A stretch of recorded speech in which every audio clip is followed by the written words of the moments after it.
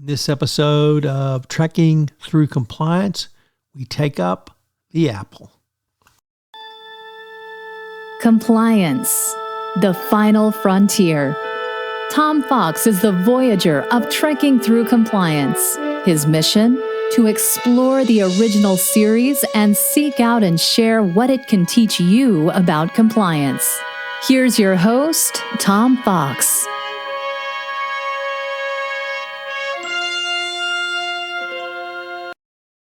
In this episode of Trekking Through Compliance, we consider the episode The Apple, which aired on October 13th, 1967, and occurred on Stardate 3715.0. Story synopsis. When Kirk beams down with a large landing party to investigate planet Gamma Trianguli 6, a flower turns toward security guard Hendroff and sprays him with deadly spores. Scott reports that the matter-antimatter pods are inexorably losing potency.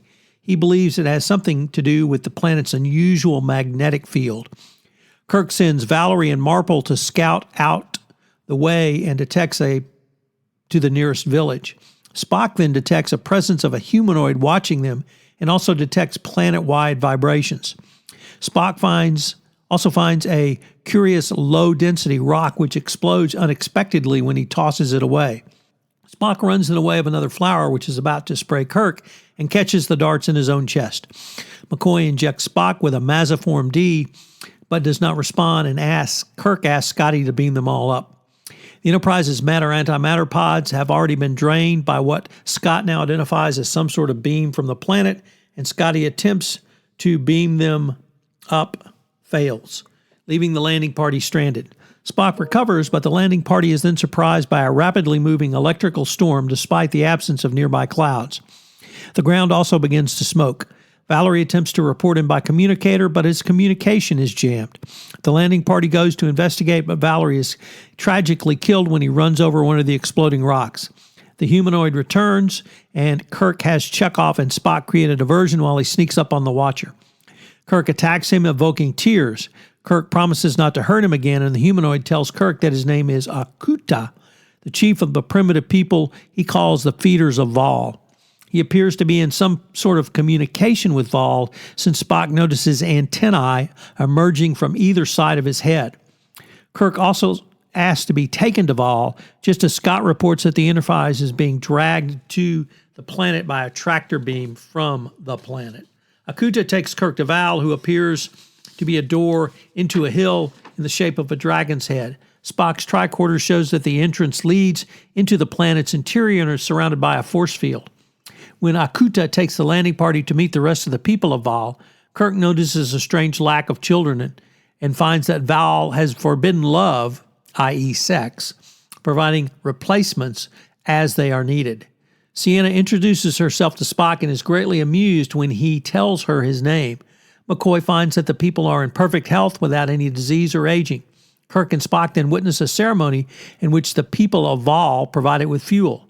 Chekhov seduces Martha, and this is observed by two of the people of Vaal, Makura and his newfound girlfriend, who then proceed to imitate it. This angers Vaal, who gives Akuta instructions. As Kirk and the landing party are resting, Akuta explains to his people that they must kill the strangers and gives them instructions on how to bash their heads in using a heavy stick. They then disappear, and Kirk and Spock go to confront Vaal. Vaal responds by calling a thunderstorm and striking Spock with a lightning bolt. The people of Vaal then attack, killing a security guard. As usual, the rest of the landing party fends off the attack and gets off unscathed. Vaal weakens as the feeders are prevented from feeding him, and Kirk has Scott attack Vaal with the ship's phasers to weaken it further. This drains Vaal's power reserves and frees the people from his grip.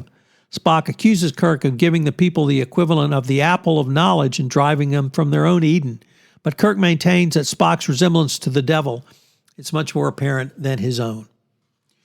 So, what's the fun fact from this episode? Well, after reading the script, producer Bob Justman jokingly suggested that they should cast Ray Walston, famous for his portrayal of Uncle Martin in My Favorite Martian, for the role. It took 25 years, but it did occur that Walston did eventually get cast in Star Trek, and the role of Boothby in the TNG episode The First Duty. This episode is one in a series where the discussion is around free will, religion, sex, materialism, spirituality, and the decision by Kirk to basically destroy or tear down the current civilization because it's in stagnation is one that is troubling in the context of the Prime Directive. Kirk, of course, tries to explain it by saying that stagnation is really not civilization, and so that's his excuse. But it would certainly be interesting for Star Trek to explore what happens or what happened to many of these civilizations after Kirk changes them so dramatically. It's something that I think really should be explored in other Star Trek's episodes. Certainly we've had continued exploration of what happens to a civilization. In our prior episode of Mirror Mirror, we had several other episodes where the parallel universe was explored, most notably in Deep Space Nine. But here, I think it would be interesting to see what happened to this civilization after Kirk basically tore it down and then moved forward. So, but really, I think a lot to think about in this episode. Certainly in this day and age, the decision to teach the villagers how to kill and murder, it is a story as old as Cain and Abel. And whether you consider gun rights or gun violence more important, we certainly see what happens when people learn how to kill. They use that skill going forward. But a fun episode, one that will get you to think. It certainly got me to think on the rewatching. And I know that if you take the time and effort to rewatch this episode, you will certainly enjoy it. And I hope you did as much as I did as well. So what are some of the compliance takeaways from this episode? Well, first of all, how do you validate that your policies are being followed? This was really struck me when Kirk allowed what he said was his guard to drop because they found themselves in paradise, and that led to the death of the 4 red shirts. Kirk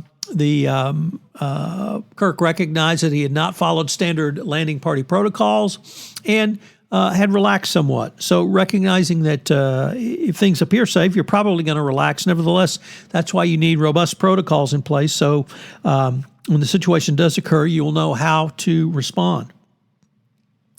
This one episode was particularly damaging on red shirts, and this may be the one where the red shirts got where the red shirt phenomenon really became most prominent.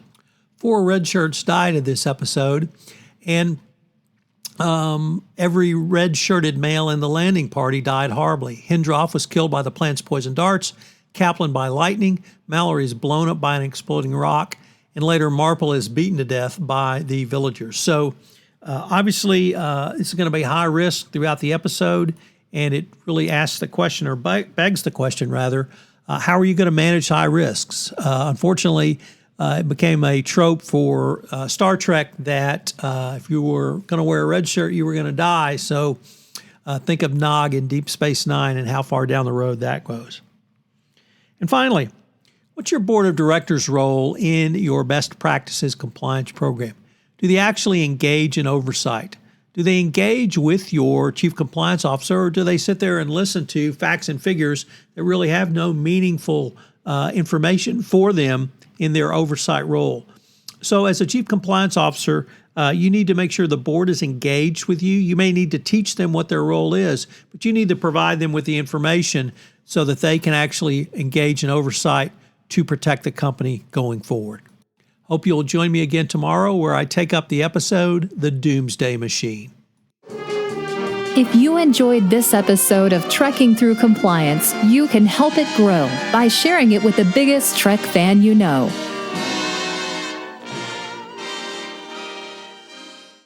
The This podcast is a part of the C-Suite Radio Network. For more top business podcasts, visit c-suiteradio.com.